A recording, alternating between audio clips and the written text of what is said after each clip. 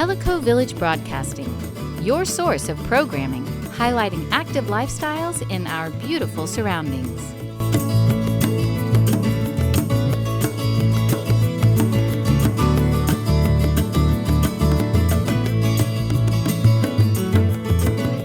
I'm Rick Blau, your TV POA board president, and I'm here to update you on some recent developments that I'm sure you'll be interested in.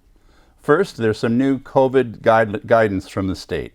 Effective September 30th, Governor Lee issued a new executive order, number 63, and in his press conference early in the week, he said that he was going to relax many of the COVID restrictions that were set to expire at the end of the month. However, the order itself does not address any particular changes, instead saying all venues, employers, businesses, and organizations are strongly encouraged and expected to operate in accordance with and to fulfill the spirit of applicable guidance issued by the Governor's Economic Recovery Group, also known as the Tennessee Pledge. The order does include the following. Social distancing of 6 feet from persons outside the same household remains the rule. Persons are urged to wear face masks in public places. Special care is to be taken to protect vulnerable populations. And persons with COVID or symptoms of COVID must stay home. None of these rules are new, and this order is in effect until the end of October.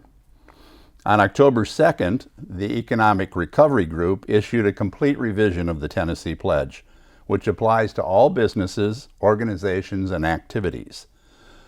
This is the first revision of the ERG guidance since early June.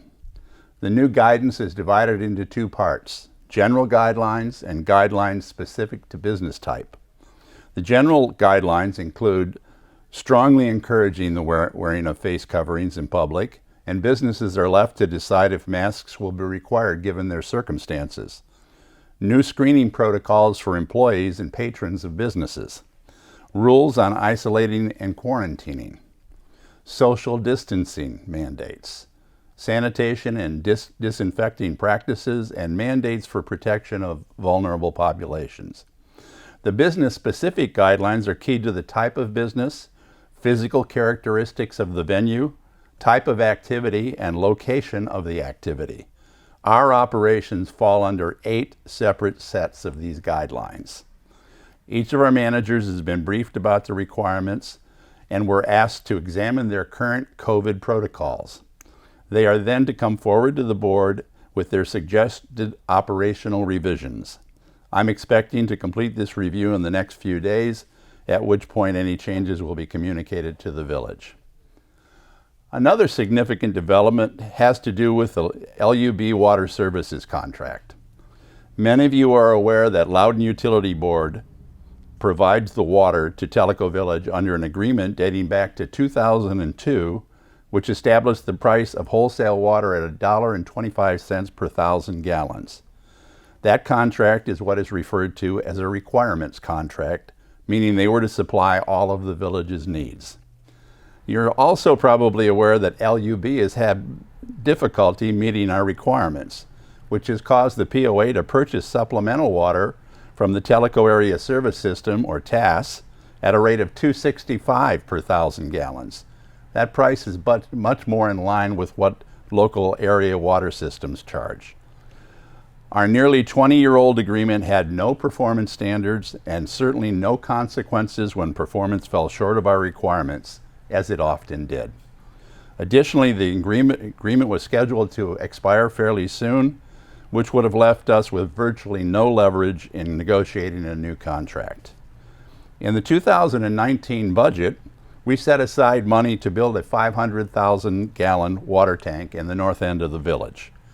What started to become clear since then is that under present operating conditions, LUB would have difficulty keeping that tank full. What also became clear is that LUB was not capable of meeting Teleco Village's future needs without significant infrastructure enhancements. So for the last 2 years, we've been locked in negotiations with LUB to establish a new long-term agreement. From our perspective, those negotiations focused on infrastructure improvements to meet our future needs and enforceable performance standards. For LUB, it was pricing that would cover its cost of production, which the present contract does not do. After many engineering studies and much haggling, an agreement was finally forged, which the board approved at its last meeting. The new contract term is 20 years, extending through December of 2040. It contains performance standards stated as gallons of flow at each of the 4 metering points that supply the village. It also sets up penalties if flows are not met on a sustained basis. LUB will make a number of infrastructure improvements under this contract, among which is that they will build a 1 million gallon tank to supply our needs now and in the future. Our wholesale water rate will increase to $1.94 per thousand on January 1st, 2021, and this equates to about $5 each month on the average bill. 2 further increases are keyed to events associated with the infrastructure projects. These are $2.12 per thousand upon commencement of construction and $2.30 per thousand upon verified completion prior to the end of 2023. After that, any increases would be based on a cost of service study, which would be done about every 5 years. At no time will Teleco Village's rate exceed the cost recovery percentage of any other residential water system served by LUB. So here's the really good news. We will no longer need to spend $1.2 million to build a new water tank. While we will augment our system with the addition of booster pumps as required over the next several years, those were always included in our plans.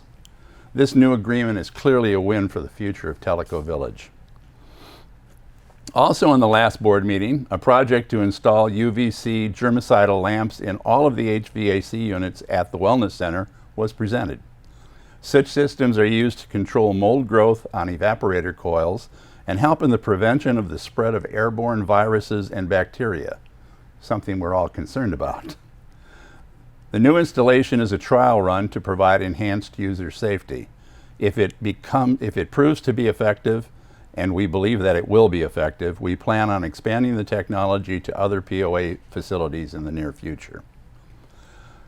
You may recall that as part of the long-range strategic plan rollout in 2019, the board adopted a new vision statement, and that vision statement was, it is the Teleco Village vision to be a dynamic, engaging community, meeting the changing needs of property owners in a fiscally responsible manner, resulting in a lifetime of well-being.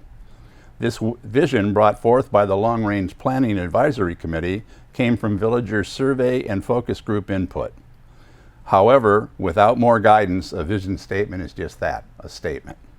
In January, the board established a 2020 goal to complete this work by revising the mission, values, and guiding principles that support the vision.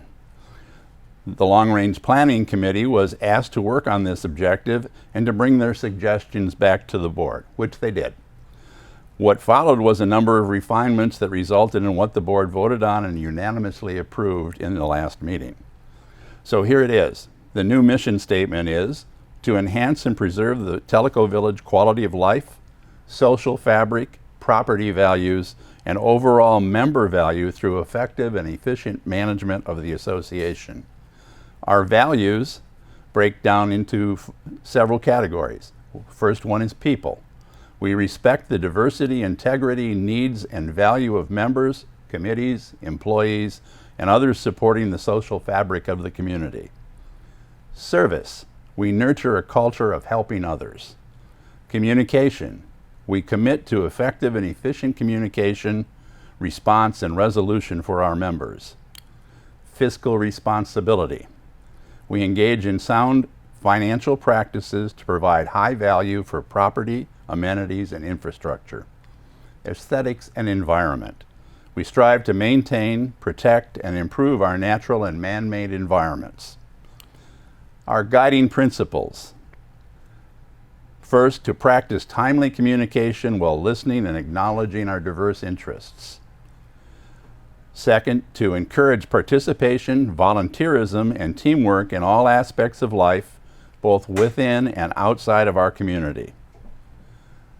Third, to utilize impartial, fact-based, need-based, data-driven processes. Fourth, to strive for continuous improvement in all we do. And finally, to make aesthetic and environmental impact a key part of relevant decisions affecting Teleco Village and its property owners. These are the principles that will guide us as we work to achieve the Teleco Village vision. I'm sure you've all heard that we are deeply locked into our 2021 budget discussions. Currently, the board, the Finance Advisory Committee, and POA management are deep into the discussions for formulation of not only the 2021 budget, but the 10-year plan. You may recall that we lengthened the planning cycle from 6 to 11 years in 2019. So where do we stand right now? In August, the board provided management with its guidance for budget formulation. In September, all the department heads, with the assistance of the finance department, developed their budget packages, which were then presented to the Finance Advisory Committee in live-streamed meetings on September 28th through the 30th. At its October 7th live stream meeting, the board received the first draft of the operating budget and considered strategic investments. So, where do we go from here? On the 16th, the FAC will review the operating budget and make its recommendations on rates, fees, and assessments. This meeting will be available via live stream at 9 a.m. On the 26th and 27th, the board will review the total budget. That will also be a live streamed meeting, and it starts at 9 o'clock. On the 4th, at its regularly scheduled 1:30 p.m. meeting, the board will do its final review of the budget. And on the 18th, also at the 1:30 meeting, the budget will be presented for approval. All of these meetings will be live streamed, and I certainly encourage your participation. Finally, I want to talk a little bit about something I get more than just a few inquiries about, and that's the status of the Wellness Center roof. Just to repeat what I told everyone who tuned into the board's meetings over the last month and a half, we're currently in litigation.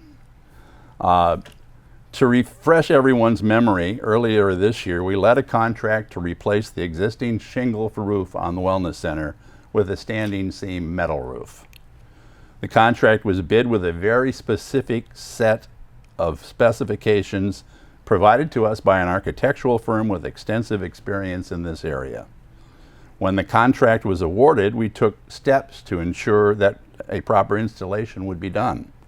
We hired an engineering consultant to oversee the project, and we put a surety bond in place to guarantee performance. Shortly into the job, POA staff noted there were deficiencies in the installation. The project was stopped immediately. At that point, it was discovered that the contractor and the subcontractor had not followed the specifications, and that the consultant had failed in his oversight of the project. For several months, we made numerous attempts at resolving the dispute. Finally, a claim was made against the surety bond. In the meantime, the roof was tarped to prevent damage to the building. With little supporting rationale, our bond application was rejected by the surety. We then attempted to settle the dispute through mediation, and that was to no avail. Finally, in September, and as a last resort, and as a lawyer, I will tell you going to court is always a last resort, the POA filed a lawsuit against all of the parties: the contractor, the subcontractor, the consultant who was to oversee the installation, and the surety. The POA intends to replace the roof as soon as possible. There was a hearing this week to establish an end to the inspection period for the defendant's legal representatives.